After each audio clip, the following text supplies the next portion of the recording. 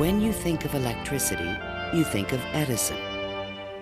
When you think of radio, you think of Marconi.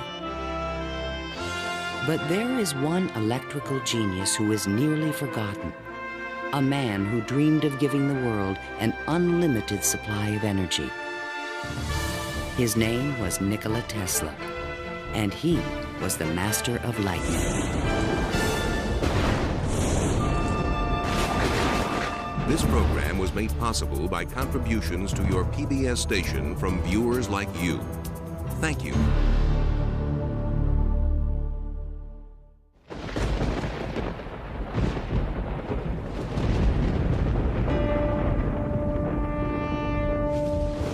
The progressive development of man is vitally dependent on invention. Its ultimate purpose is the complete mastery of mind over the material world, the harnessing of the forces of nature to human needs. Nikola Tesla, 1919. This is the story of a modern Prometheus who changed the world with electricity. It was Nikola Tesla who captured the power of Niagara Falls with his alternating current system and made it possible to transmit electricity to all of America and the world. It was Tesla who patented the technology for wireless communications that is used in all radio and television broadcasting. His incredible legacy can be seen in everything from remote control to neon and fluorescent lighting, X-rays, guided missiles, and even the Strategic Defense Initiative. Yet somehow history has overlooked this remarkable man. Tesla was indeed a genius of the first magnitude. He was a technological visionary. He could envision great things and make them work. He was a foreigner, an immigrant who arrived in America with only his dreams. A proud and sometimes arrogant man, he worked and locked horns with some of the most powerful people of his day. Thomas Edison, who resented his ideas. Guglielmo Marconi, who capitalized on his inventions. George Westinghouse, who created the Westinghouse Electric Company with Tesla's patents. And the great financier, J. Pierpont Morgan, who supported and then abandoned him. At the height of his career, Tesla was one of the most famous men in the world. His inventions helped America grow into a powerful industrial nation. His ideas created billion-dollar corporations. But Tesla was not a practical man. Always driven toward the next great breakthrough, he failed to protect his commercial interests. In the end, others made fortunes with his inventions, and he wound up penniless and rejected. Money does not mean to me what it does to other men. All my money has been invested in inventions to make man's life a little easier. He was a visionary genius. There aren't many of them. And he was willing to give his life to his visions. We have to evolve means for obtaining energy from stores which are forever inexhaustible. What I intend to show you now, step by step, is how I finally reached my dream.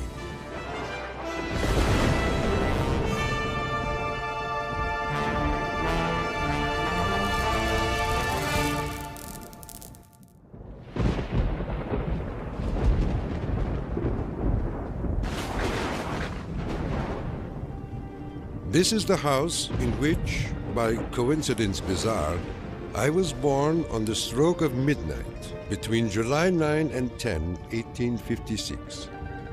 A fierce electrical storm raged that night. Nikola Tesla was born of Serbian parents on the eastern edge of the Austro-Hungarian Empire in what is today Croatia. His father, Milutin, was an Orthodox priest who expected his son to follow him in the clergy. There were only two choices for children in those days, one being to go in the army and the other being to become a priest. Tesla was not attracted by either of them, which was very distressing to his father. My father was a very erudite man. The training he gave me comprised of guessing one another's thoughts and repeating long passages of verse. My mother descended from one of the oldest Serbian families in the country. She invented and constructed all kinds of tools and devices and wove the finest designs from thread. Her fingers were nimble enough to tie 3 knots in an eyelash. Early on, Tesla began to demonstrate an extraordinary imagination. In my boyhood, I suffered from a peculiar affliction due to the appearance of images, often accompanied by strong flashes of light. I was quite unable to distinguish whether what I saw was tangible or not. To give an example, I was fascinated by a description of Niagara, and I pictured in my imagination a big wheel run by the falls. I told my uncle that one day I would go to America and carry out this scheme. Then, at the age of 17, while preparing for the seminary, Tesla contracted cholera, and the brush with death changed his life forever. In one of the spells, which was thought to be my last, my father rushed into the room. "Perhaps," I said, "I may get well if you will let me study engineering." "You will go to the best technical institution in the world," he solemnly said. I came to life like another Lazarus, to the utter amazement of everyone. In 1877, at the age of 21, I traveled to Graz, Austria to begin my college education. Here, I quickly became obsessed with the science of electricity. I wanted to know more of this wonderful force. Every spark produced 1,000 echoes in my brain. In 1831, in England, Michael Faraday had discovered the principle of electromagnetic induction, which made it possible to generate electricity. Faraday discovered that if you have an electric circuit in a changing magnetic field, it would induce an electric current to run in the wire. So this was the invention of the method of creating oscillating or AC electric currents. And it was that invention that Tesla later harnessed into the electrical system that drives our civilization. Early electric motors operated on direct current electricity, but required a system of sparking connections to induce a rotary effect in the machine. I remarked to my professor that the design of generators and motors could be greatly improved by using currents that alternated. He embarrassed me greatly in front of my classmates, saying, "Mr. Tesla will never accomplish this. It is a perpetual motion scheme." Meanwhile, in America, Thomas Alva Edison had begun to experiment with vacuum tubes, producing the first commercial incandescent light bulb in 1878. Edison and Tesla would soon cross paths in a gargantuan technological struggle between direct and alternating current electricity. In 1880, Tesla moved to Budapest, where he found employment with the Central Telegraph Office. Here, his idea for an AC motor began to haunt him. In my room, I could hear the ticking of a watch with 3 rooms between me and the timepiece. A carriage passing at a distance of a few miles fairly shook my whole body. The whistle of a distant locomotive vibrated so strongly in my ears that the pain was unbearable. To recover from these attacks, I took long walks in the city park.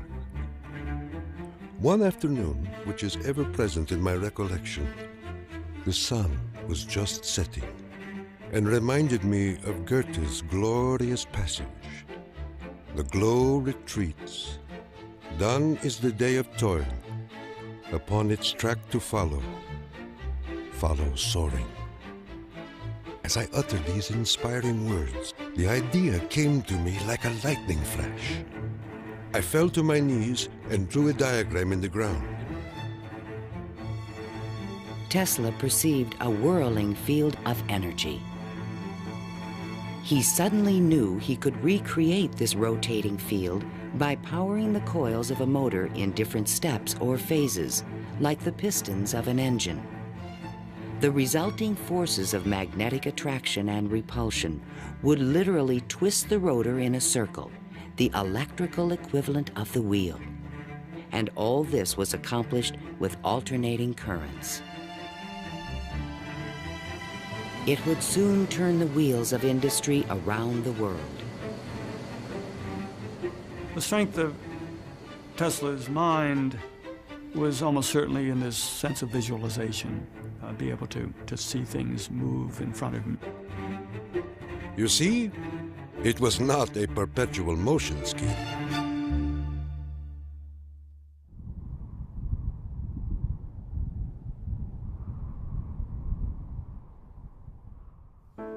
It had been the height of my ambition and my most ardent wish to see America and come in contact with the great Thomas Edison. Accordingly, I undertook the voyage, and after losing my money and tickets and passing through a series of mishaps, including a mutiny in which I almost lost my life, I landed on these blessed shores with 4 cents in my pocket. Tesla arrived in New York on June 6, 1884. A 28-year-old immigrant, he was filled with dreams of success in this strange new land. In his pocket, he carried a letter of recommendation from Charles Batchelor, one of Edison's associates in Europe. My dear Edison, I know 2 great men, and you are one of them. The other is this young man. Tesla came to America because he had tried to get his alternating current motor produced in Germany, and I believe in France as well, without any success. And he realized that there was probably only one person in the world who could help him with it, and that was Thomas Edison. New York had had electricity since the late 1870s. Edison installed his first DC power station on Pearl Street, near the financial district, in 1882.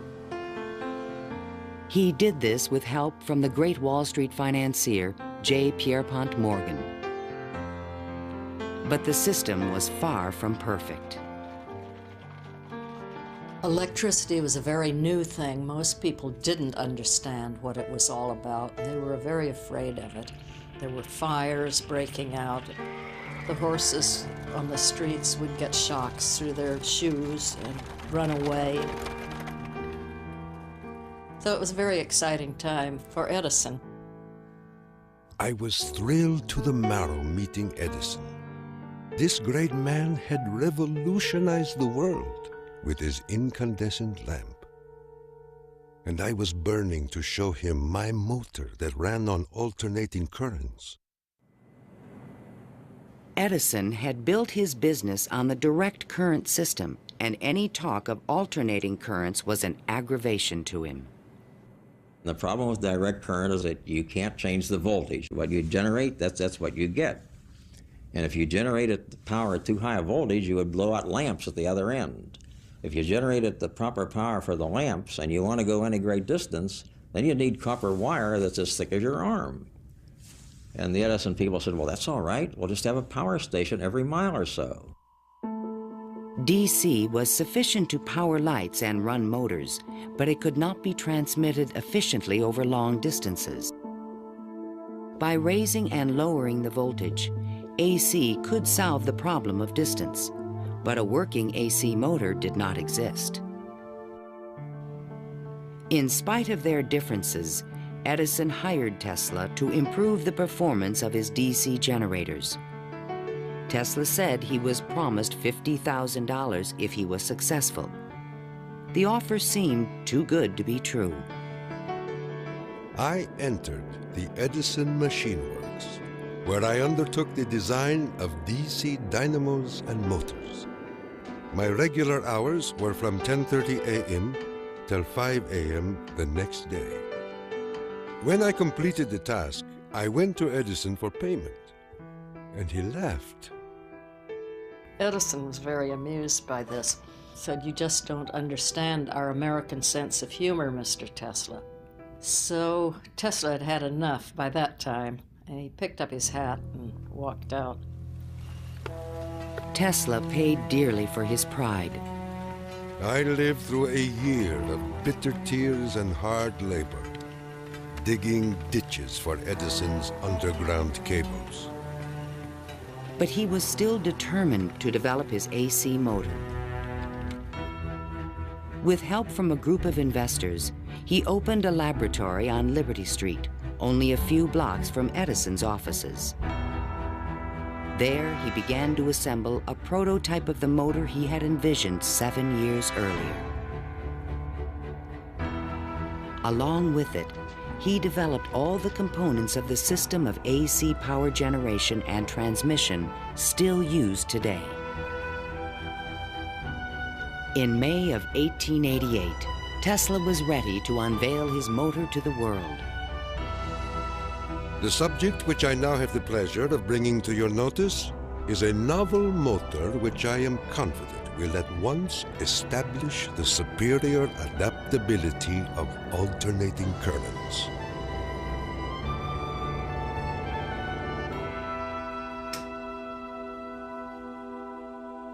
Over the next 5 years, 22 U.S. patents were awarded to Nikola Tesla for AC motors, generators, transformers, and transmission lines, the most valuable patents since the invention of the telephone. One of the few men who understood the great potential of Tesla's inventions was the Pittsburgh industrialist George Westinghouse. He visited Tesla's laboratory, and on the spot, he offered to purchase all the patents dealing with the alternating current system for $1 million. Westinghouse also proposed a royalty of $2.50 for each horsepower generated by a Tesla invention. The young Serb was on his way to fortune and fame, while other inventors looked on with fascination and with envy. In all my troubles, I did not neglect to become a real American citizen, making me a proud and happy man.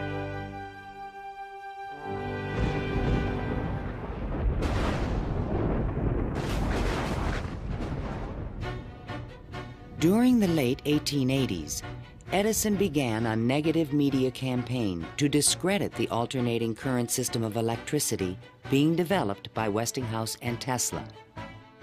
It became known as the War of the Currents. My personal desire would be to prohibit entirely the use of alternating currents. They are as unnecessary as they are dangerous. Edison employees demonstrated the dangers of alternating current by electrocuting animals in public demonstrations.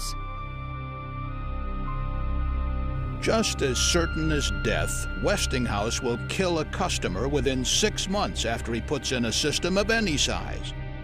None of his plans worry me in the least. An Edison associate suggested using alternating current as a means of executing criminals. A test took place at New York's Auburn State Prison in 1890. Several gruesome attempts were required to kill the victim. disgusted witnesses claimed his spinal cord burst into flame. The infliction of the death penalty is not only barbarous and inhuman, but unnecessary as a factor in the scheme of modern civilization. The War of the Currents came to a dramatic head in 1893. The Columbian Exposition in Chicago was to be the first World's Fair lighted by electricity. The Edison Company, the Thomson-Houston Company, they all got together and formed General Electric Company, 1892. And one of the first things they did, of course, was put in a bid for the job at the fair. Their bid was roughly $1 million. The Westinghouse bid was about $500,000, and naturally, Westinghouse got the job. In retaliation, GE refused to sell Westinghouse any of their Edison light bulbs. And they got some judge to say that Westinghouse couldn't use any one-piece lamps of any description at the fair. Westinghouse frantically devised a two-piece stopper lamp by fair time and saved the day. Now Tesla had a chance to make history in Chicago. His large AC generators would supply all of the fair's electricity and prove that his system would work on a large scale. On May 1st, 1893, 100,000 eager spectators filed into the fairgrounds, awed by the gleaming neoclassical architecture. Night fell. President Grover Cleveland pressed a button, and the fairgrounds exploded with brilliant tube lighting and multicolored searchlights. The most incredible display of lighting the world had ever seen.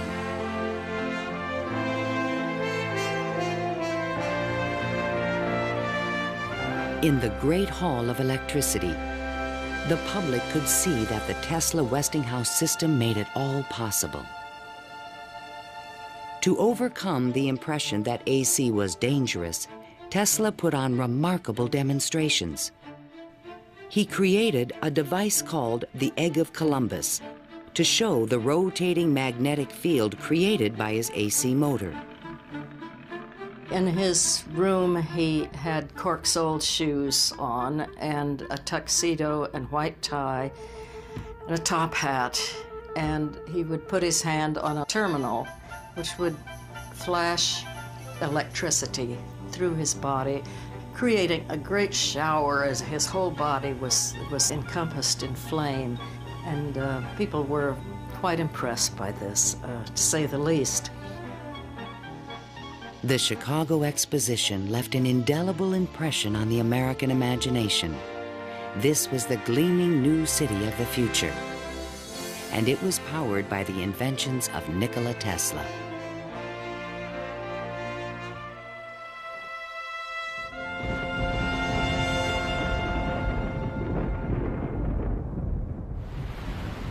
Since childhood, Tesla had dreamed of harnessing the power of the great natural wonder called Niagara Falls.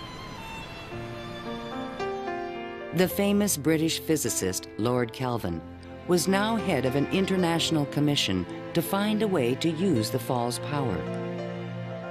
He had sent a cable to all the other members of his commission, and it said, "Trust you avoid the gigantic mistake of alternating current." But all this dramatically changed when Lord Kelvin attended the Chicago Exposition and saw the AC system in operation. A contract was immediately awarded to Westinghouse Electric to power the mighty cataract with AC. The technical challenge was daunting. The Niagara plan called for 3 5,000 horsepower alternators, the largest generators ever made. Tesla and Westinghouse engineers had heated disagreements about the operating frequency. Even when the system was finally installed, Tesla was the only person who was certain it would operate. The technical details have been completely worked out. All that now remains is for the switch to be thrown. In 1896, The system went online, and the electrical age began.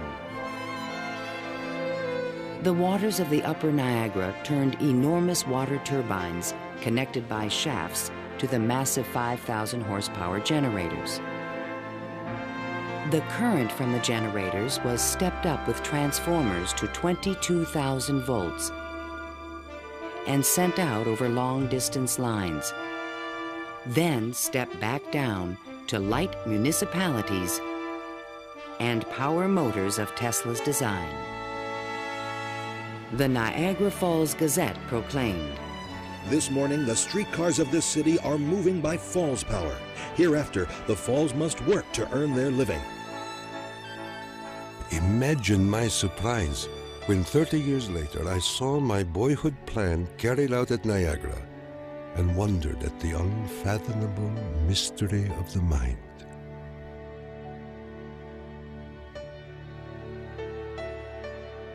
Within a few years, the number of generators at Niagara was increased to 10. By the turn of the century, the power lines stretched 360 miles to New York City. The War of the Currents was over, and Tesla was the winner.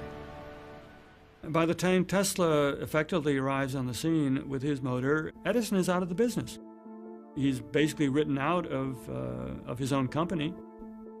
This was something Edison would not soon forget.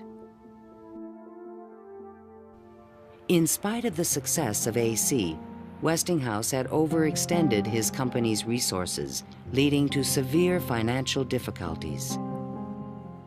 In order to save the company, Tesla said that he tore up his royalty contract for $2.50 per horsepower generated. Today, this agreement would be worth trillions. Had the inventor been tricked again? This is something that we've never found any record of in the Westinghouse annals. We do have something which is a memorandum of agreement about that, but it was never signed. But Tesla was ready to move on. I had already perceived enough to get the idea that energy could be transmitted and received without connecting wires in between. He was convinced his next invention would make him a millionaire once more.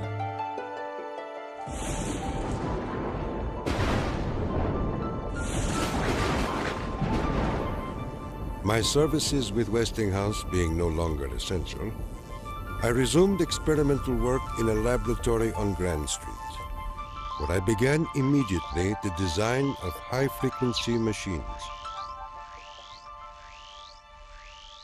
Following the success of Niagara, Tesla was at the height of social acclaim.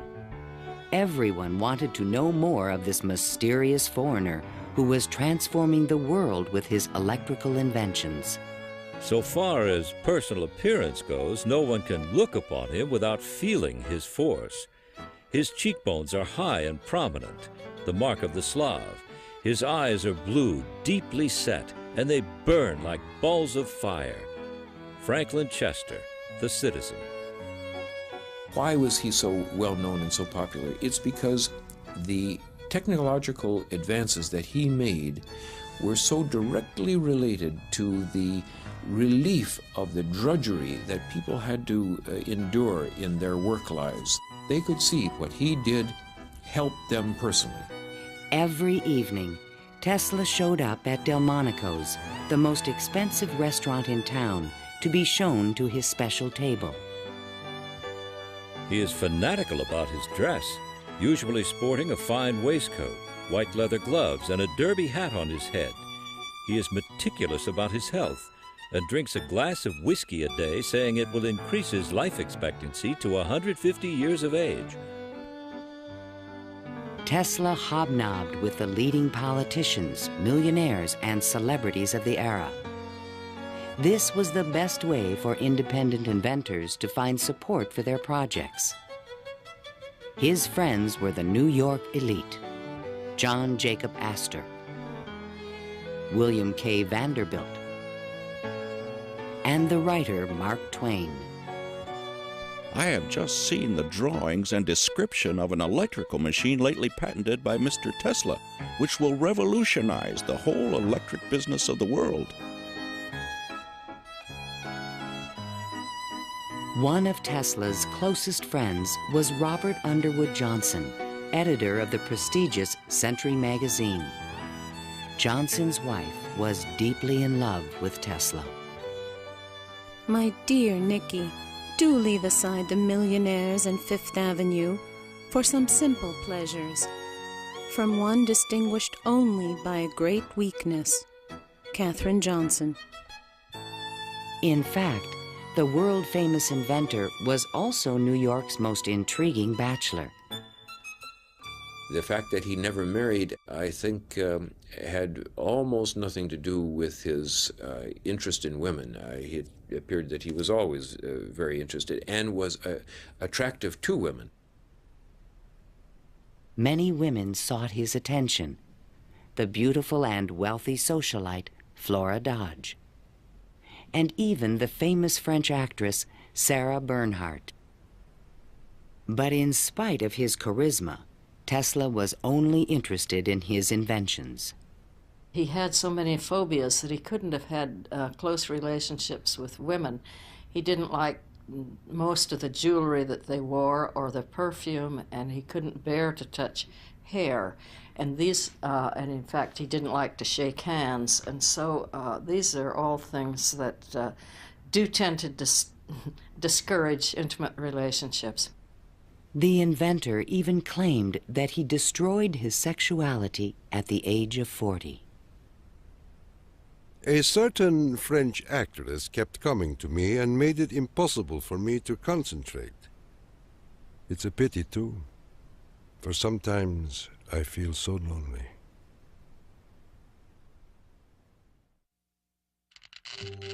Throughout the 1890s, alongside his work on AC power technology, Tesla was also experimenting with high-frequency electricity. In 1873, James Clerk Maxwell in England had proven mathematically that light was electromagnetic radiation. Light was electricity, vibrating at an extremely high frequency. To explore this unknown world, Tesla invented a unique device, still known today as a Tesla coil. The Tesla coil is an instrument that can step up voltages to high voltages at high frequencies. That essentially transmits a radio signal. Tesla invited friends and potential investors to late-night demonstrations in his laboratory. In experiments, he would permit his guests to pass thousands of volts of electricity through their bodies to light a lamp or melt a wire in their hands. Mark Twain was always a willing subject. Thunder is good. Thunder is impressive. But it is lightning that does the work. Even today, it would be a little bit scary to go into Tesla's laboratory, and in those days when people didn't know anything about electricity, it must have been terrifying. With high frequencies, Tesla developed some of the first neon and fluorescent illumination. He also took the first X-ray photographs. But these discoveries quickly paled one day in 1890 when a vacuum tube illuminated in his hand without any wire connection. To me, it was the first evidence that I was transmitting energy through the air. This was the beginning of Tesla's lifelong obsession, the wireless transmission of energy.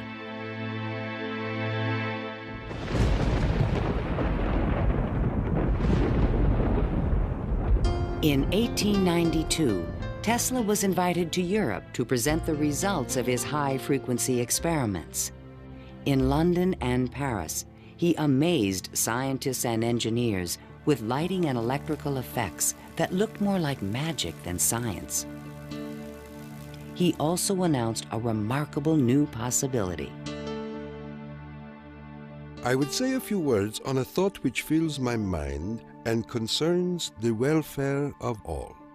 I mean the transmission of intelligence and even power without the use of wires. I am becoming more convinced daily of the practicality of this scheme. The race for radio was about to begin. In 1888, the German physicist Heinrich Hertz had demonstrated that currents of high frequency emit electromagnetic waves, or radio waves, into space.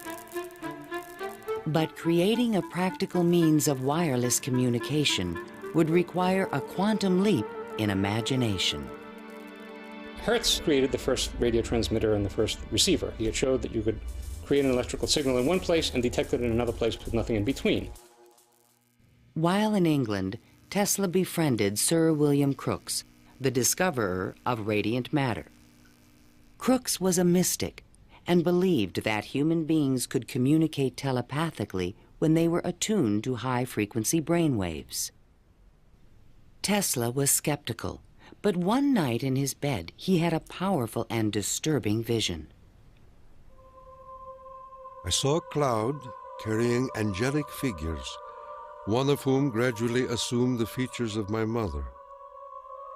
In that instant, a certitude, which no words can express, came upon me that my mother had died. And that was true.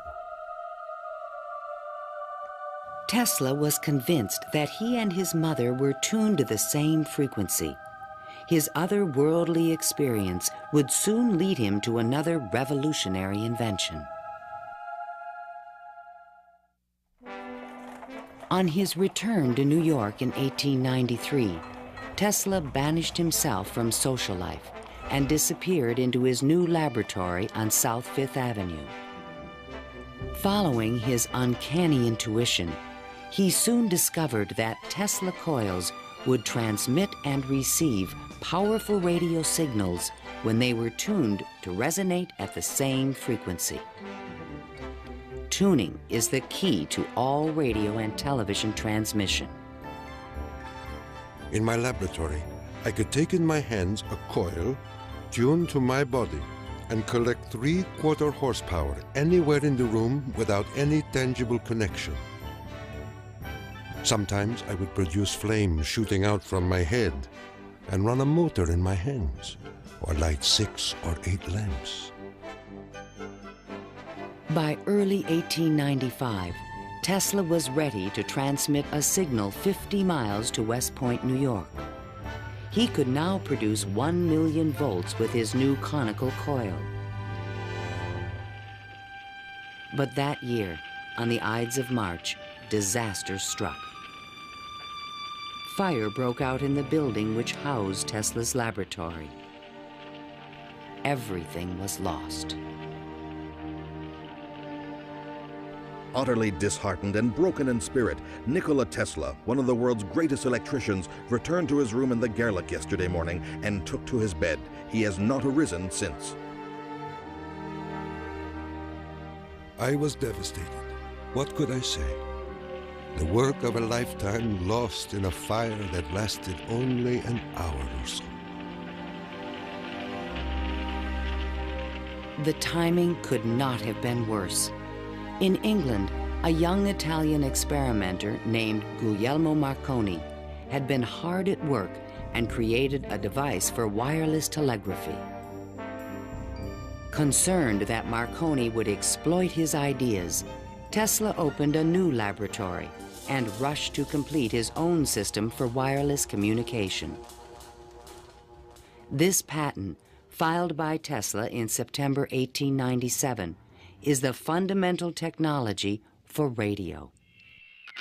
But it would be 50 years before Tesla got credit for his invention. Various people in various different countries had the idea of exploiting this as a means of communication.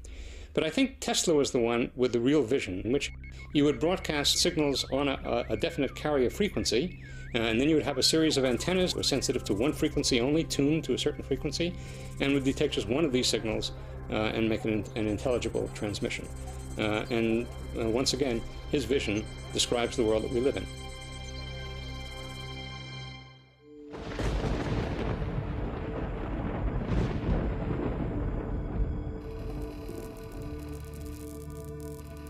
I was so blue and discouraged in those days that I do not believe I could have borne up but for the regular treatments of electricity which I applied to myself. It puts into a tired body what it needs most, life force. Following the destruction of his laboratory, Tesla developed a deeper interest in Eastern thought and spiritualism. Mr. Tesla was charmed to hear about the Vedantic prana and Akash and the Kalpis, which he claims are the only theories modern science can entertain. Inspired by the Hindu teacher Swami Vivekananda, Tesla began to look at the universe as a symphony of vibrations and waves. We are whirling through endless space with an inconceivable speed. Everything is spinning. Everywhere there is energy. There must be some way of availing ourselves of this energy more completely. In 1898, an unusual experiment took place in Tesla's laboratory. He attached a small mechanical oscillator to an iron pillar. Precisely timed pulses from the device made the entire building tremble. Windows started crashing around the area, and he, being at the epicenter, didn't notice anything happening until some police came bursting into his laboratory. It was just at the moment where he'd picked up a sledgehammer and broken the oscillator. He just said to the policemen that how too bad that they had just missed an interesting experiment. Tesla was, I would say, obsessed with frequency, the notion of resonance. The story where he takes the device and puts it on the girder in his office and, gets the frequency of the building and supposedly, it's an apocryphal story, I'm sure, but it gets right at the core that, hey, if I've got the right frequency, I can move the world. And indeed, he talks about the frequency of the Earth, and that if he can do that, he can, almost literally split the Earth in half. Meanwhile, Marconi was doing more practical things and succeeded in transmitting a signal 5 miles on the Salisbury Plain in England. Not to be outdone, Tesla decided to introduce an entirely new invention. In a specially constructed pool, potential backers were amazed to see the inventor controlling the motions of a small mechanical boat with no wires attached to it. This was the world's first radio-controlled device. The machine even seemed to think. Someone threw out the question, what is the cube root of 64? And 4 flashes came back. The audience was so surprised, Tesla had to remove the lid to prove no one was inside. Tesla developed his radio-controlled boat in 1898 and patented it and thought it was an armament for war. He rationalized this as a means of ending war. The military who looked at it thought it was too complicated and vulnerable. Soon after the demonstration, Mark Twain wrote from Austria.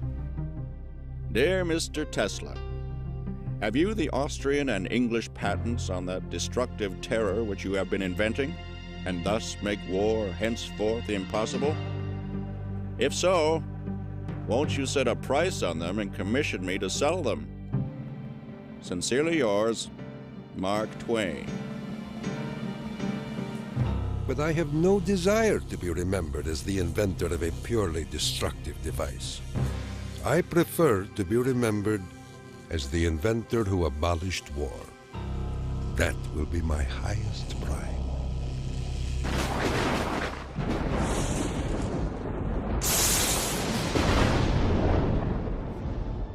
In the summer of 1899, Tesla moved to Colorado Springs, Colorado, to conduct a series of secret experiments. He told curious local reporters that he intended to send a wireless message from Pikes Peak to Paris for the Paris Exposition of 1900. But his plans were even more ambitious. I came to the conclusion that it would be ultimately possible, with very little elevation, to transmit electrical power through the upper atmosphere. Just outside the city, he constructed an experimental station with sliding roof panels. A quote in Italian from Dante's Inferno hung by the entrance of the strange wooden structure.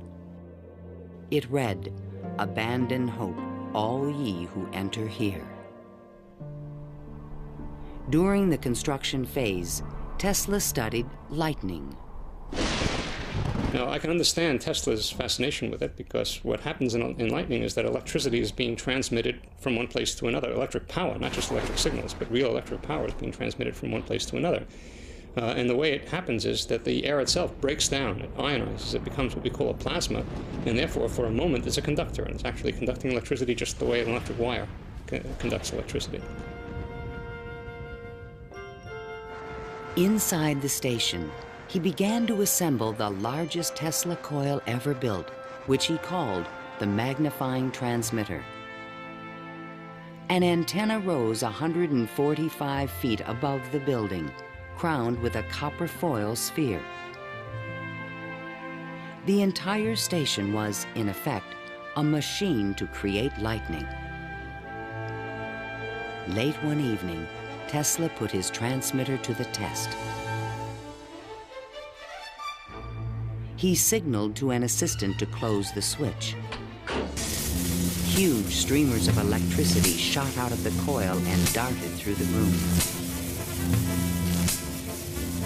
The sound of the exploding discharges was deafening.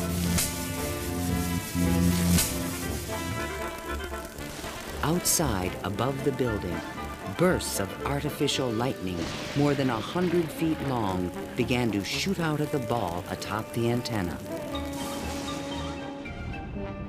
Its thunder could be heard 20 miles away in the small mining town of Cripple Creek.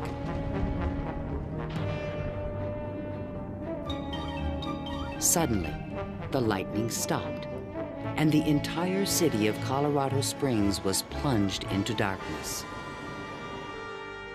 The experiment had set fire to and destroyed the local power company's generator. Residents were furious and began to fear this mysterious stranger. Undaunted, Tesla continued his wireless power experiments for 6 more months. Late one night, an unusual event took place. Tesla noticed a repeating signal being received by his apparatus. To his own amazement, he believed it was an extraterrestrial communication. In a letter to the American Red Cross, he wrote, "Brothers, we have a message from another world. It reads, 1, 2, 3. The press had a field day. If the mystical 1, 2, 3 was impulsed from Mars, as Tesla says, they certainly showed most excellent taste in choosing Colorado Springs. It is a rule in inventional science. When you're going to tell one, tell a good one. And men have become great in this way. Colorado Springs Gazette. Though widely ridiculed for his claim, Tesla may have been the first to detect radio waves from space. I believe that Tesla could have gotten these signals from space. We are getting them today, and these are the radio telescopes. That's what radio telescopes do today, receive signals from space. They are not from alien civilizations, but they are from the sun and from the stars. On January 7th, 1900, Tesla boarded a train back to New York City. Perhaps he had mastered the power of lightning, or at least that's what he believed. The law which I discovered in Colorado is wonderful, and it means that results undreamed of before will be possible as soon as a large plant is constructed in accordance with my plan. See the excitement coming.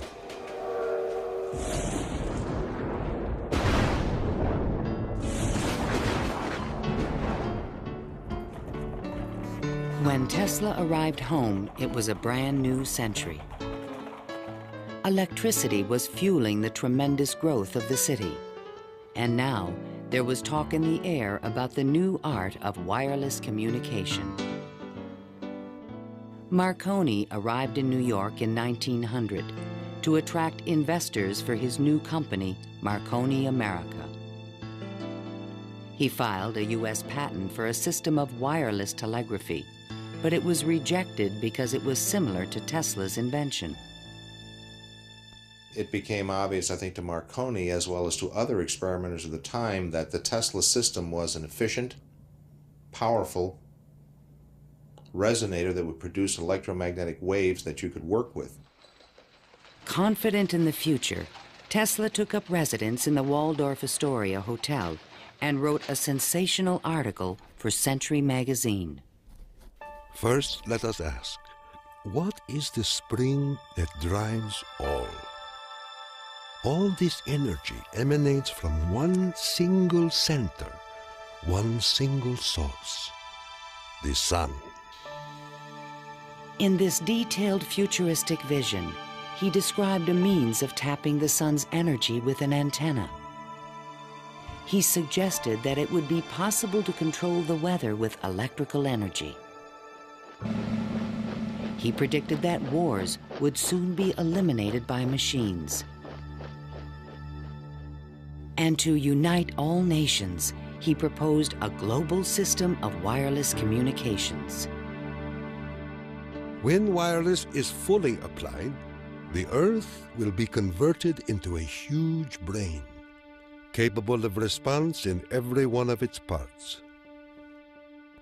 It tells us about a vision he had for both power and communications, that he wasn't going to think small. He was going to think globally on this. And that's all very nice if it works. The idea of a global communications network was very appealing to one of the world's most powerful men, J. Pierpont Morgan. He agreed to invest $150,000 into Tesla's worldwide radio broadcast center. But the inventor's real plan was to transmit without wires industrial levels of electrical power. Tesla chose to keep this a secret from his investor. In the summer of 1900, Tesla moved to Shoreham, Long Island, and began construction of a huge tower and plant called Wardenclyffe. This Tower of Dreams was made entirely of large wood beams and rose 187 feet above the ground. The plant next to the tower was designed by the architect Stanford White and was constructed under strict secrecy.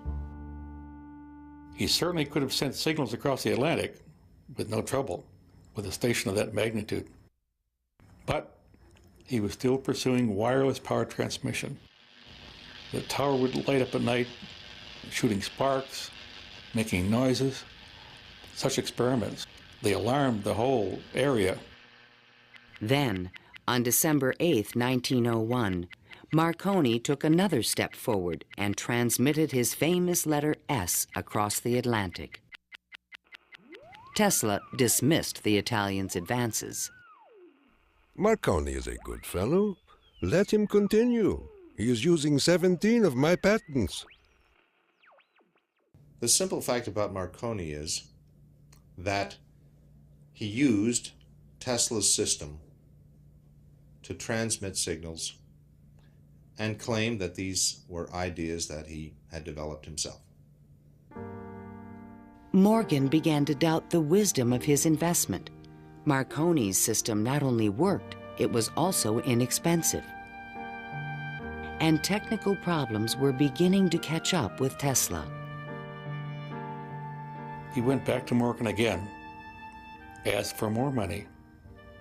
Morgan says, "Where's the radio transmissions across the Atlantic? How's that coming along?" Well, it wasn't coming along. Tesla was forced to tell Morgan his real plan. What I contemplate and what I can certainly accomplish, Mr. Morgan, is not a simple transmission of messages, but rather the worldwide transmission of electrical power. A single plant of but 100 horsepower can operate hundreds of millions of instruments. But Morgan was a practical businessman and had already decided to back Marconi. I have received your letter, and in reply would say that I should not feel disposed at present to make any further advances. J. Pierpont Morgan. Word spread rapidly that the investor had pulled out of Wardenclyffe, and Tesla was financially ruined. Late one night in 1903, the residents of Shoreham were astonished to see bright light emanating from the tower and an effect in the air like the aurora borealis. But in fact, Tesla could not transmit wireless power. And his major defect was he was dreaming, but he was doing very few calculations on paper. Because on paper, he could have realized that you can transmit power, but not very much power. You can transmit power to hear the radio or for television or for a telephone. But once you want to start to turn in lights in which you really need high currents, the power gets diluted because space is very large. To his dying day, Tesla believed it could be done. It is not a dream. It is a simple feat of scientific electrical engineering, only expensive. Blind, faint-hearted, doubting world.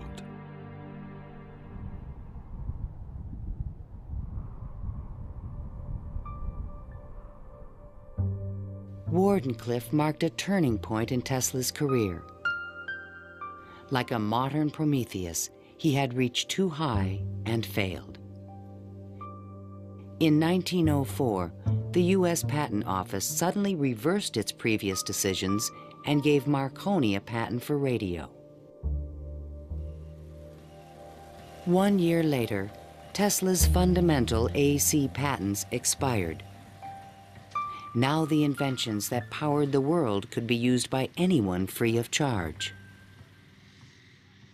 The public didn't realize that he had made this invention that had made billionaires out of corporations, and that he himself was broke. With no money to carry on his work, Tesla began to sink into an isolated world. He was totally disinterested in business. I think it not necessarily bored him, but he didn't make the relationship between the importance of business and the importance of his invention and discovery. Occasionally, he was seen in public parks feeding the pigeons. These are my sincere friends. Tesla's melancholy turned to anger in 1909 when Marconi was awarded a Nobel Prize. Mr. Marconi is a donkey. The question of Tesla and radio is certainly a very interesting one. It's clear that Tesla, in terms of certain basic notions of radio, was very early, if not first, in expressing them and even of getting of taking them to the patent stage. In desperate need of money, Tesla brought suit against the Marconi company, claiming that his patent rights had been infringed. But he lacked the resources to wage a legal battle with a large corporation, and ultimately gave up. Marconi had received the Nobel Prize for work that Tesla correctly believed to be his own. I suppose everything is fair in wireless as in warfare. In 1915, the Nobel Prize entered Tesla's life once again. The Swedish government has decided to distribute the Nobel Prizes next week as follows. Physics, Thomas A. Edison and Nikola Tesla. Even Tesla was surprised by the front-page announcement in the New York Times. I have concluded the honor conferred upon me concerns the transmission of electrical energy without wires. But 1 week later, the award was given to William H. Bragg of Oxford, England, for his work with X-rays and crystal structure.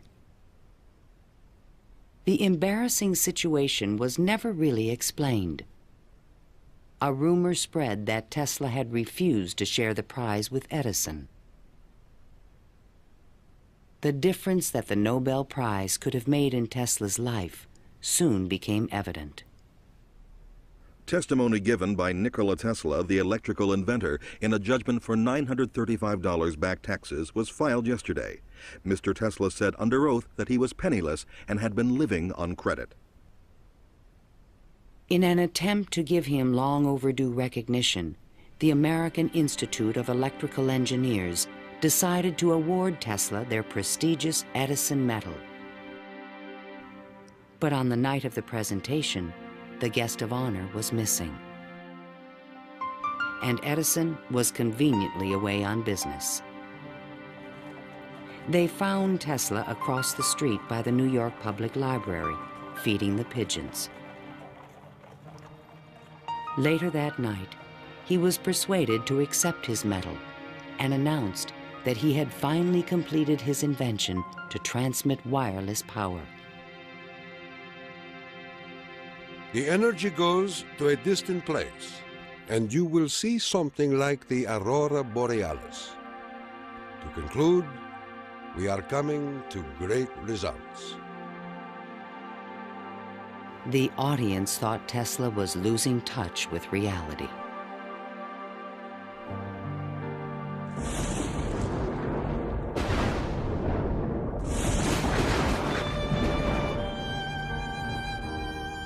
I refuse to accord to some small-minded and jealous individuals the satisfaction of having thwarted my efforts.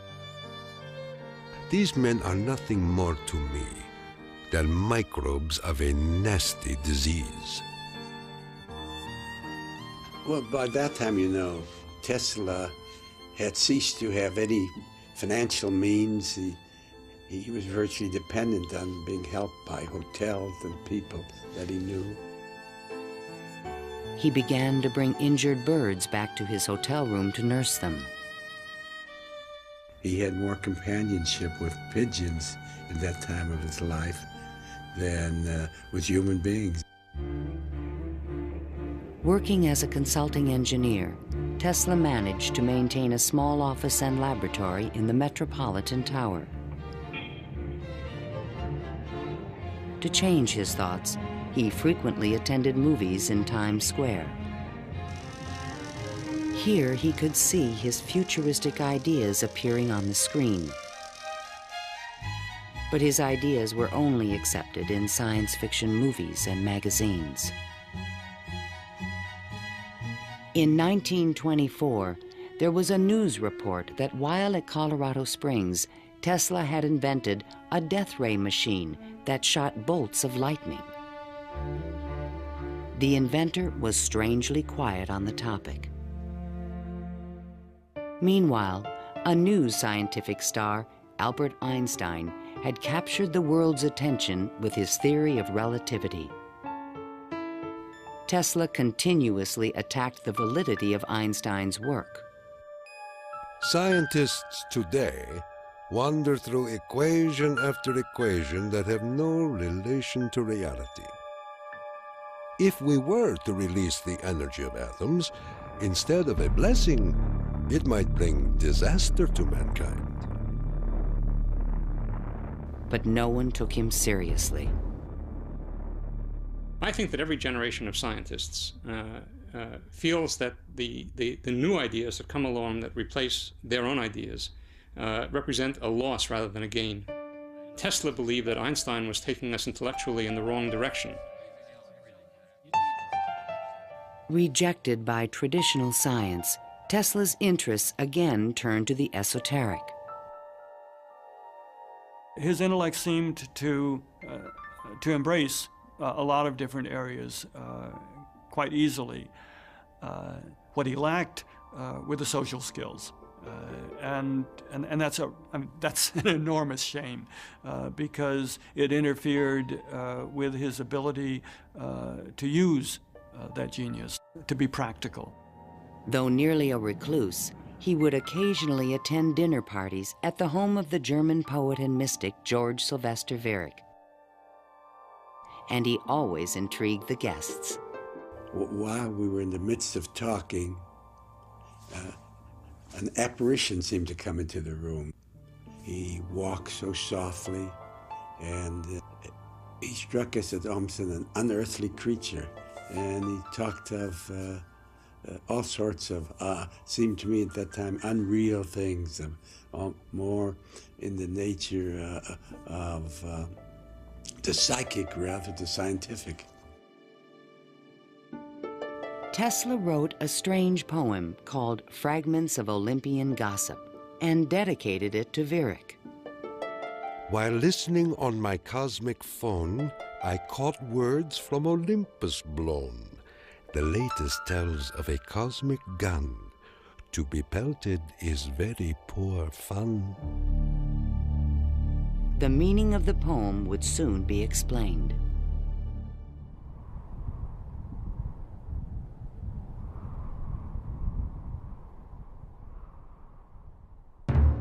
I inherited from my father an ineradicable hatred of war. But war can be stopped, not by making the strong weak, but by making every nation, weak or strong, able to defend itself. Thomas Edison, America's best-known inventor, died in 1931. That same year, Tesla came back to life. His friends threw him a 75th birthday celebration. Time magazine put his picture on the cover. Letters of admiration poured in from scientists around the world, including a generous Albert Einstein. I congratulate you for your great success on your lifetime task. Basking in the attention, Tesla announced at a press conference that he had discovered a completely new source of power. The idea, when it first burst upon me, was a tremendous shock. And let me say that it has nothing to do with releasing so-called atomic energy. I think that a lot of the proposals that he made in his later life were so esoteric as to be impractical in that time and even in the current time.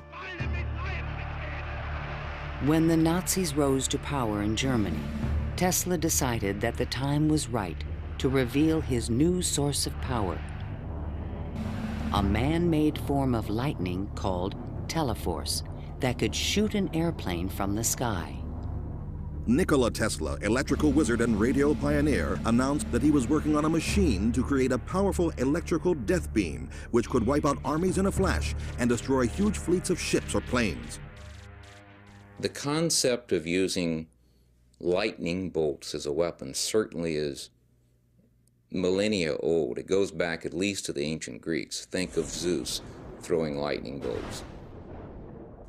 The main contribution that Tesla had was to come up with a true scientific, rational, at least concept of coming up with controlling these lightning bolts and projecting them over long distances. Tesla had experimented with this idea while at Colorado Springs. Now he intended to build it on a large scale.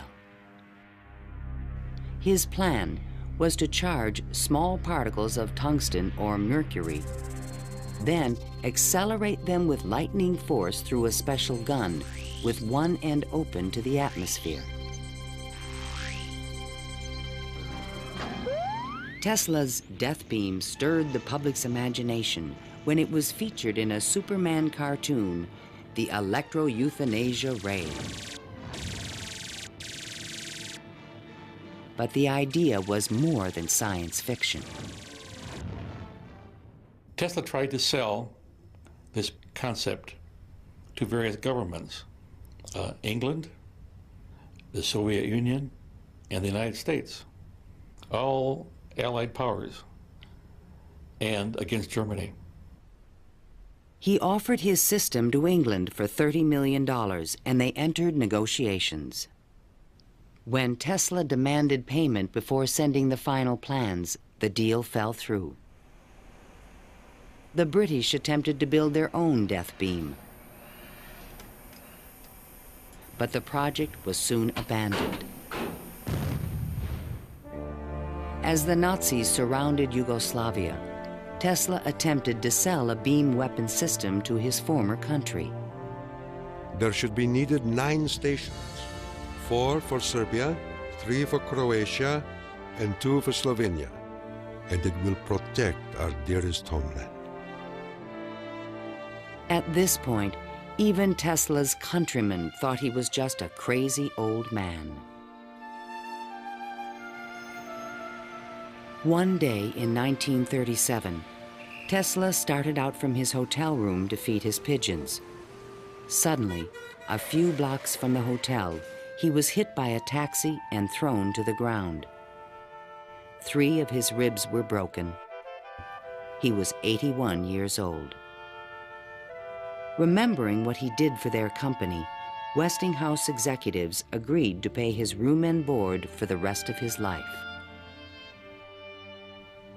The inventor also received a small stipend from the Yugoslav government. During the Christmas season of 1942, Tesla's death was imminent. Again, he attempted to interest the United States in his beam weapon concept. At the recommendation of 2 government engineers, a meeting of high-level officials was scheduled at the White House for January 8, 1943, to consider his plans. But the meeting never took place.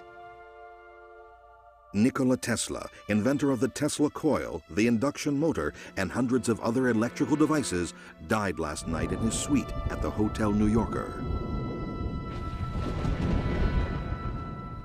On last Thursday night, here in our city of New York, a man who was 87 years of age died in his humble hotel room. On January 10, 1943, Mayor Fiorello LaGuardia of New York paid tribute to Tesla on the radio. He died in poverty, but he was one of the most useful and successful men who ever lived.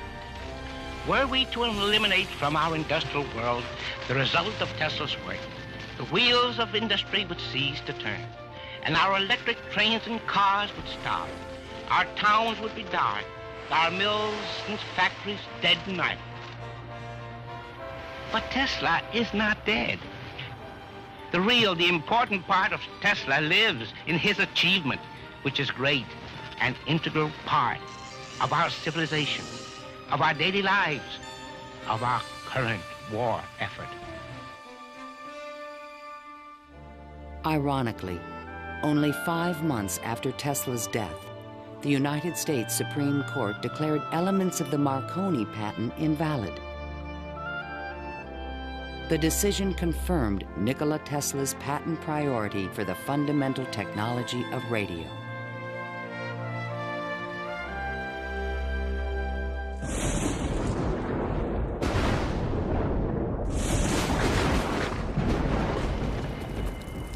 Unknown subjects, equipment, experiments, and research of Nikola Tesla, deceased, espionage. Following Tesla's death, fears rapidly increased that he might have invented a powerful new weapon. FBI Special Agent in Charge, P.E. Foxworth, was called in to investigate. He had been informed that Tesla's papers were not secure. Tesla is reported to have completed and perfected his experiments in the radio transmission of electrical power, commonly referred to as the death ray. A distant relative of Tesla, named Sava Kasanovich, is taking steps to get possession of these important documents and plans. Tesla's nephew, Kosanovich, was an up-and-coming Yugoslav diplomat with suspected connections with the communists. He insisted that his uncle's effects be returned to Yugoslavia. Kosanovich had asked the locksmith to come and open the safe, thinking there might be a testament, a will, in the safe. A will was never located. And there was a lot of talk then about secret weapons and negotiations with the USSR. There was all kind of talk, you know. Shortly before his death, Tesla showed a delivery boy a box in his room that he said contained a powerful weapon. A number of people call me and ask me, did I see in the hotel room a certain kind of a box, you know? They were looking for some secret contraption that Tesla had invented. I never saw anything like that. The U.S. Office of Alien Property immediately seized all of Tesla's possessions until their ownership could be established. There's every evidence that they did look through all his papers, because the papers were not in order and certain things were missing.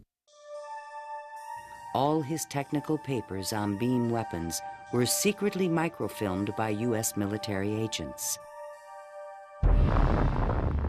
On August 6, 1945, the first atomic bomb was exploded on Hiroshima, Japan. Soon after, the bomb would be in the Soviets' hands. During this period, copies of Tesla's papers on the beam weapon were shipped to Wright Field in Dayton, Ohio. There, a top-secret research program began called Project Nick to find a defense against nuclear missile attack. Copies of some of his papers were sent to Wright-Patterson in 1945. Not to my facility, not even the predecessor of my facility, but to another part of the base for analysis. And then they vanished. Nobody seems to know what happened to them. In 1952, Sava Kasanovich obtained permission from U.S. authorities to return Tesla's estate, still stored in New York, to the inventor's homeland. I personally believe that the U.S. government may have overlooked some things of value in the Tesla papers before they were released to the Yugoslav government. A Tesla museum was opened in Belgrade by Yugoslavia's president, Marshal Tito. But during the Cold War, the museum was off limits to Western scientists and scholars. Then, in 1960, Soviet Premier Khrushchev announced that the USSR had developed a powerful new weapon. There was concern in the U.S. that the Russians may have access to Tesla's missing papers on beam weapons in Belgrade and elsewhere. It's possible that these papers on the particle beam weapon were obtained by the Soviet Union, but it wasn't the only copy. In other words, I think that the United States has always had Tesla's papers on particle beam weaponry. An American beam weapon program began at Lawrence Livermore Laboratories, but engineers could not produce an effective directed energy weapon. I've always been a sort of a fan of Nikola Tesla, an admirer, and definitely he had the concept of a charged particle beam weapon back in the 1930s. I haven't a clue, to be quite honest, how he meant to actually do it. In 1978, evidence suggested that the Soviets were attempting to build a huge beam weapon near Semipalatinsk in the Ukraine. Soon after, President Ronald Reagan announced the Strategic Defense Initiative in March 1983. I call upon the scientific community in our country, those who gave us nuclear weapons, to turn their great talents now to the cause of mankind and world peace, to give us the means of rendering these nuclear weapons impotent and obsolete. Tesla's concept for a beam weapon defense shield was finally taken seriously by the United States to combat the destructive threat of atomic weapons. In spite of circumstantial evidence, there is no direct proof that Tesla's ideas or plans were used in the Strategic Defense Initiative. And even today, after decades of investment and research, scientists still disagree on whether beam weapons are realistic. Basically, let me just make a short statement. That's all I'm really at liberty to say, is that a considerable amount of effort has taken place in the United States and in a number of other countries trying to get these things up to a real weaponizable status. Let me stop at that point. No U.S. government archive has any record of Tesla's technical papers, which were copied immediately after his death. And what has become of Tesla's great dream to transmit electrical power without wires? This is the Navy and Air Force High Frequency Active Auroral Research Program, or HAARP, in Gakona, Alaska. The large antenna array is designed to beam high-energy microwaves into the ionosphere. Tesla was a genius because way before anybody knew or even understood the physics of the Earth and what we call today the ionosphere, which is a layer of ionized particles about 80 kilometers above the Earth, he conceived it and he tried to use it to produce a variety of new concepts. The HAARP project evolved from a patent filed in 1987 in which Tesla's work is referenced. It proposed using the ionosphere like an enormous electrical circuit to transmit power around the planet. It even described a means of changing the weather by superheating portions of the upper atmosphere with microwave energy. Tesla proposed that it might be possible to modify the weather by using radio waves. I believe that this is impossible.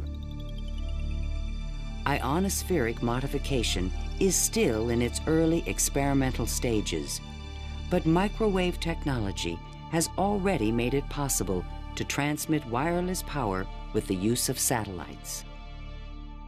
We go to Alaska, and in Alaska there is natural gas.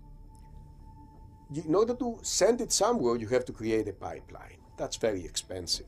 So we said, all right, let's go into Alaska, create microwaves from the natural gas, send them to a satellite at a particular geosynchronous orbit, put a reflector there, and send it to Japan.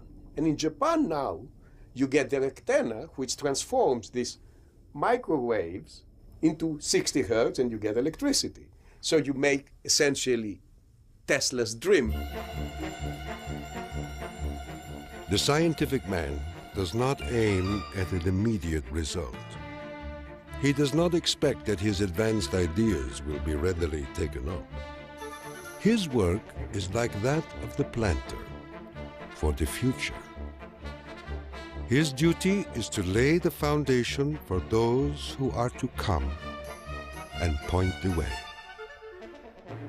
He was special. I mean, he was unique. He was unusual in all sorts of ways. And if we are to understand our own creativity, our own ability to invent, there's an awful lot to be learned by studying the way in which he created.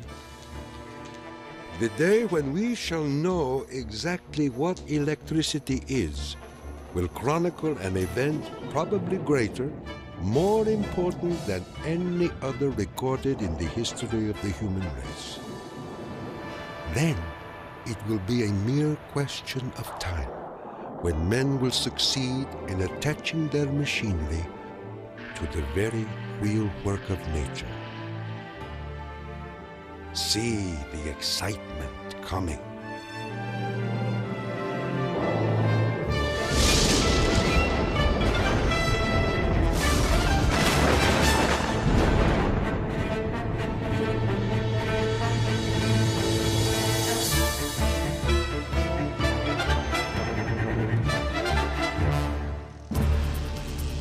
To learn more about Nikola Tesla, visit PBS online at pbs.org.